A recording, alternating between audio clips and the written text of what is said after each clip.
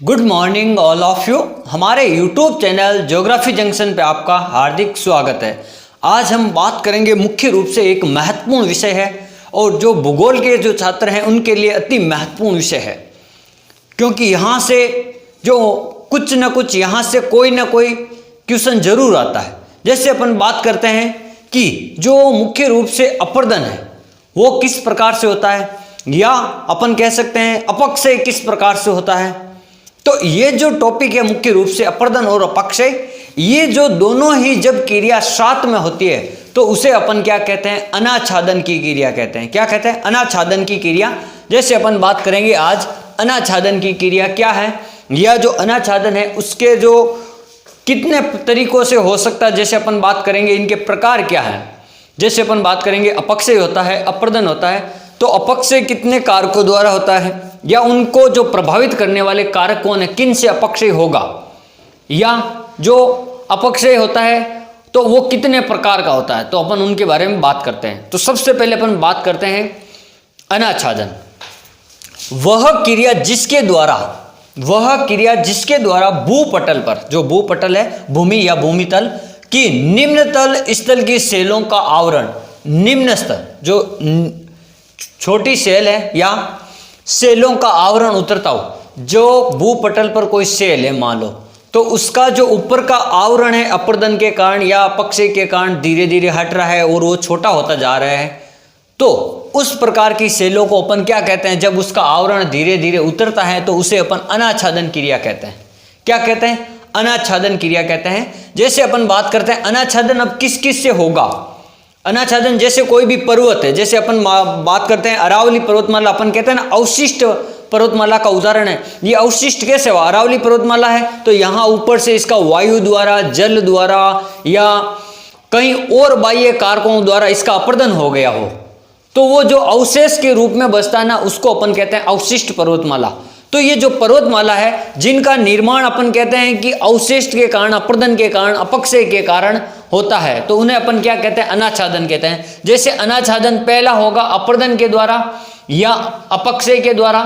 फिर अपन कहते हैं कि वहत सरण, यानी बहुत बड़े रूप में पर्वत का टूटना, या अपन कहेंगे सामूहिक स्थानांतरण, यानी ये भी एक आप मान सकते हैं अपन के सामूहिक रूप से एक क्रिया का होना, जिसके द्वारा क्या होता है, परत ऊपर से क्या होना, उसका पर्वत का, पठार का, मैदान का ऊपर का हिस्सा है जो घिस जाना और धीरे धीरे उसकी जो ऊंचाई है कम हो जाना। जैसे अपन पढ़ते हैं ना कि पर्वतों की जो ऊंचाई है लगभग धीरे धीरे घिसने के कारण क्या होती है, कम हो जाती है। और जो नवीन वलित पर्वत हैं वो अभी विकास की अवस्था में, तो उनकी ऊंचाई लगभग धीरे धीरे बढ़ रही है। तो अपन बात करते हैं, जैसे अब मैंने अवशिष्ट पर्वतमाला अरावली का उदाहरण दिया, वो एक घिसा या अवशिष्ट के रूप में है पर्वतमाला, तो जो राजस्थान में है अरावली पर्वतमाला। तो अपन बात करते हैं अब कि जो ये अनाच्छादन मुख्य रूप से हो गया अपर्दन के द्वारा, अपक्षय के द्वारा, वहत स्थानांतरण या सामूहिक स्थानांतरण के द्वारा। जैसे अपन बात करते हैं ये अपक्षय क्या होता है, यानी जो क्रिया जिसके कारण कोई चट्टान का टूटकर अपने स्थान पर ही गिरना, यानी उसके पास में ही गिरना, क्या कहलाता है? अपक्षय कहलाता है। और जब चट्टान का टूटकर अपने स्थान से दूसरे स्थान पर जाना क्या कहलाता है? अपर्दन कहलाता है। ये आपको थोड़ा ध्यान रखना। जैसे अपन बात करते हैं ये कोई मान लो पर्वत श्रृंखला है, ये कोई पर्वत श्रृंखला, इसका कोई ऊपर का भाग टूटकर यहां गिर गया, इसका अपर्दन हुआ, यहां गिर गया, तो ये जो टूटकर गिरना क्या होता है? अपक्षय कहलाता है। जब ये कण टूटकर यहां से यहां आ गया, तो ये क्या हो गया? आपका अपर्दन हो गया। ये ध्यान रखना, ये अपर्दन है और ये आपका क्या है? अपक्षय है।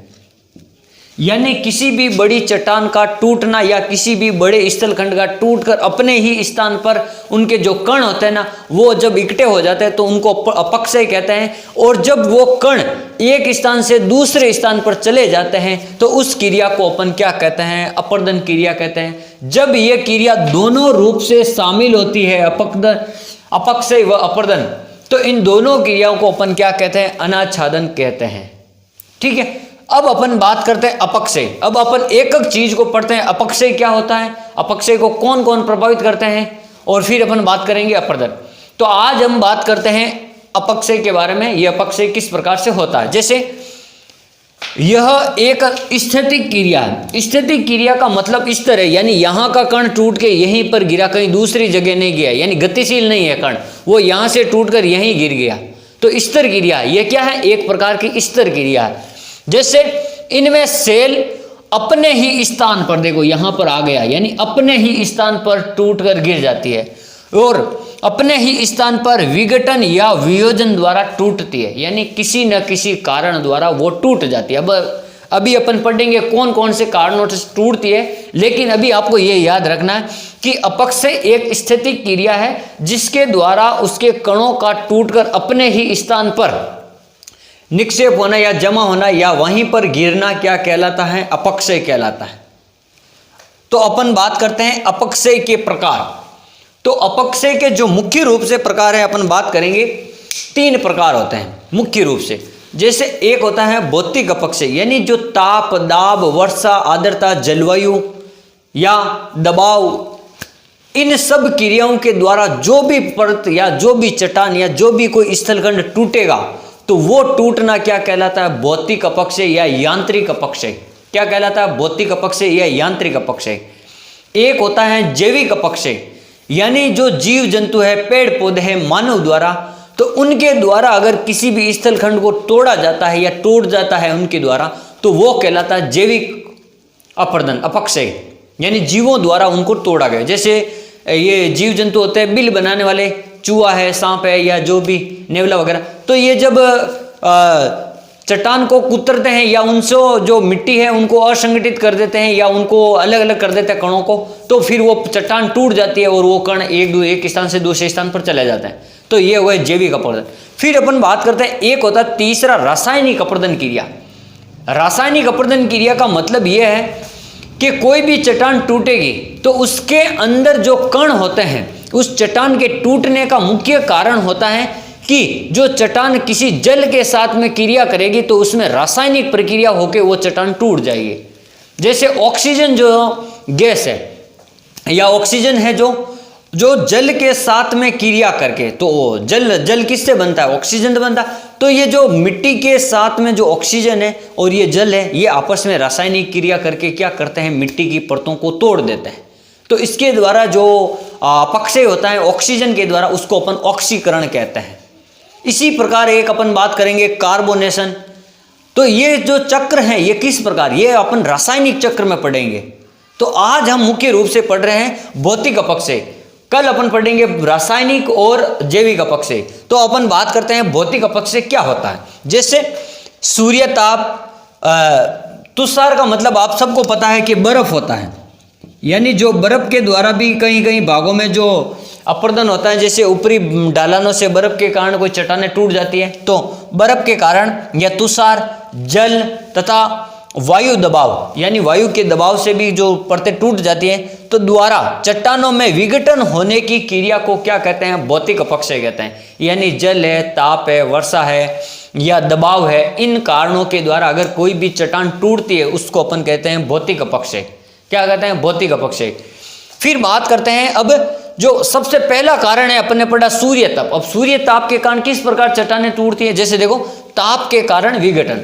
अब ताप, जैसे कोई भी चट्टान है, अगर उसके ऊपर गर्मियों में सूर्य का दबाव, ताप अत्यधिक है, जैसे अपन मरुस्थलीय क्षेत्र की बात कर लें, वहां पर कोई चट्टान है तो वहां पर अत्यधिक तापमान है, तो दिन का जो तापमान है इतना अधिक होता है। जैसे मरुस्थल दिन में अधिक गर्म होते हैं, रात में ठंडे हो जाते हैं, जल्दी गर्म होते हैं, जल्दी ठंडे हो जाते हैं। तो इसी प्रकार से जो मरुस्थलीय जो चट्टानें हैं वो दिन में इतनी गर्म हो जाती है और रात में जब धीरे धीरे वापस ठंडी होती है तो वो इतनी ठंडी हो जाती है कि जो दैनिक तापांतर होता है वहाँ पर सर्वाधिक पाया जाता है। क्या पाया जाता है, वहाँ पर जो दैनिक तापांतर है वो सर्वाधिक पाया जाता है। जब कोई चट्टान बार बार एक दिन सिकुड़ेगी, दूसरे दिन फैल जाएगी, फिर सिकुड़ेगी, फिर फैल जाएगी, जब इस प्रकार अगर चट्टानों में ये क्रिया चलती रहती है कई सालों वर्षों तक, तो उनमें दरार पड़ जाती है। चट्टानों में क्या हो जाती है, दरारें पड़ जाती है। यानी सुबह फैलेगी, सुबह चट्टान होती है जो फैल जाती हैं और रात में सिकुड़ जाती है, सुबह फैल जाती है, रात में सिकुड़ जाती है, तो उनमें जो दरारें पड़ जाती है, उन दरारों के कारण जो मुख्य कारण है ये है आपका ताप का कारण।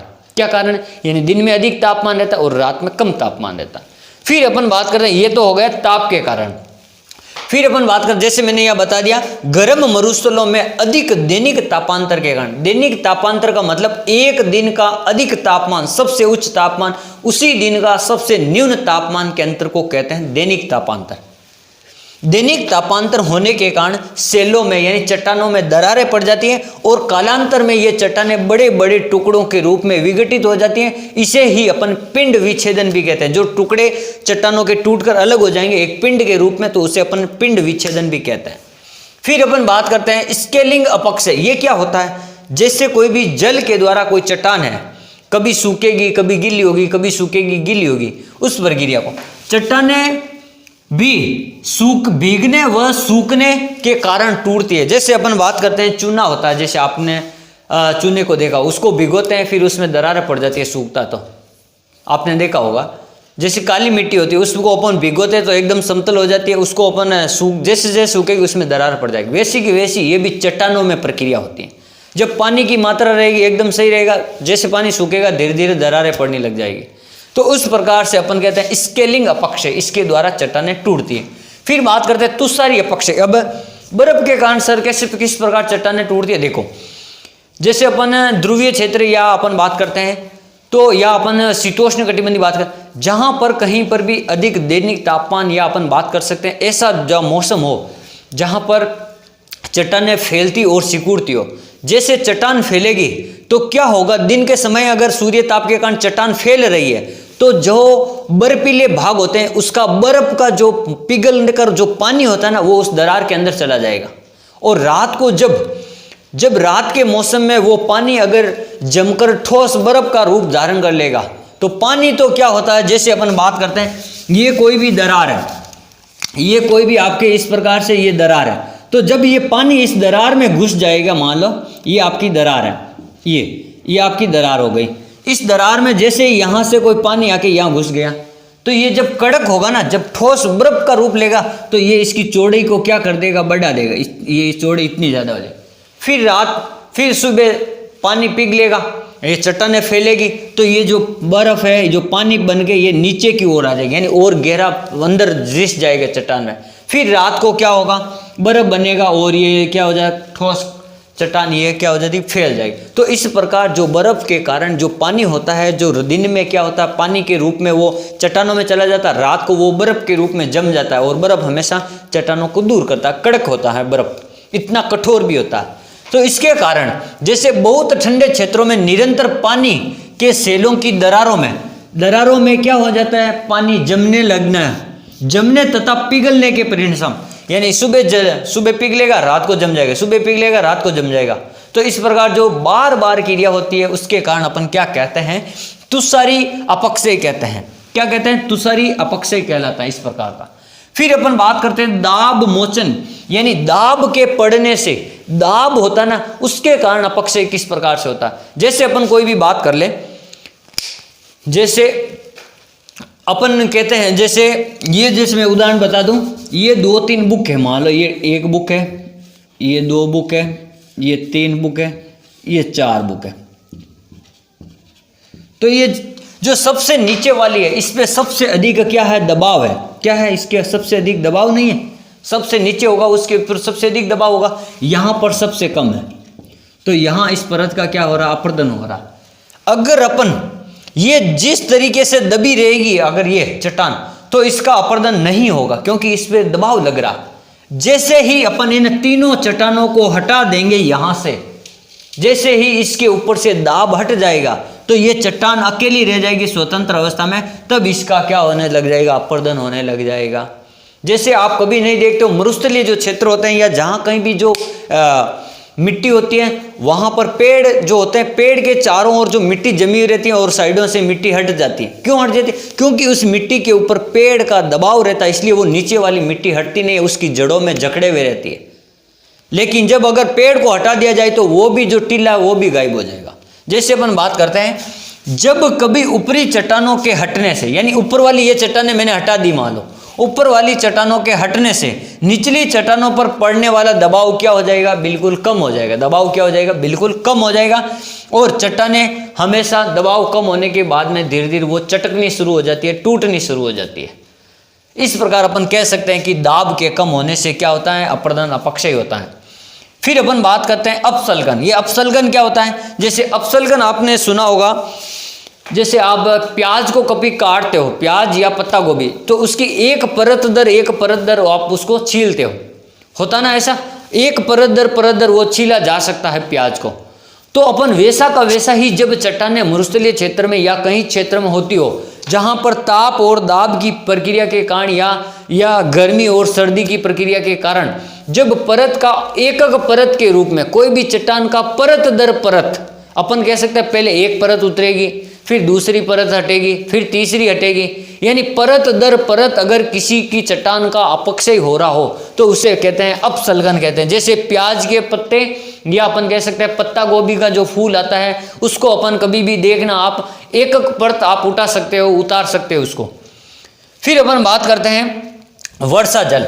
अब ये वर्षा जल किस प्रकार से है, गर्म प्रदेशों में वर्षा जल द्वारा चट्टानों में विघटन होता है। जैसे गर्म प्रदेश है तो वहां पर, जैसे मैंने यहाँ बताया था, गर्म प्रदेश है तो चट्टानें गर्म हो जाती हैं और फिर उस पे ऊपर एकदम कोई भी चीज गर्म होगी ज्यादा और उसके ऊपर वर्षा का जल जाएगा तो वर्षा का जल ठंडा होता है। जब गर्म और जब ठंडा जल आपस में मिलेगा, गर्म चट्टान और ठंडा जल, तो वो कुछ ऐसी रासायनिक क्रिया करेंगे जिसके कारण उस परत में या उस चट्टान में या उस पिंड में क्या हो, अपक्षय होगा। क्या होगा, यानी वो चट्टान टूटना शुरू हो जाएगी, वो चट्टान विघटित होना शुरू हो जाएगी। तो इस प्रकार जो होता है आपके वर्षा जल द्वारा अपक्षय होता है। तो आज हमने मुख्य रूप से पढ़ा अनाच्छादन किस प्रकार से है। अनाच्छादन अपक्षय व अपर्दन की सामूहिक क्रिया को अपन अनाच्छादन कहते हैं। और अनाच्छादन के 3 प्रकार होते हैं। भौतिक अपक्षय, अपक्षय के 3 प्रकार होते हैं, भौतिक अपक्षय, रासायनिक अपक्षय और जैविक अपक्षय, जिसमें से आज हमने पहला अपक्षय पढ़ लिया है, भौतिक अपक्षय। फिर आगे वाले लेक्चर में अपन पढ़ेंगे रासायनिक अपक्षय और जैविक अपक्षय। Thank you.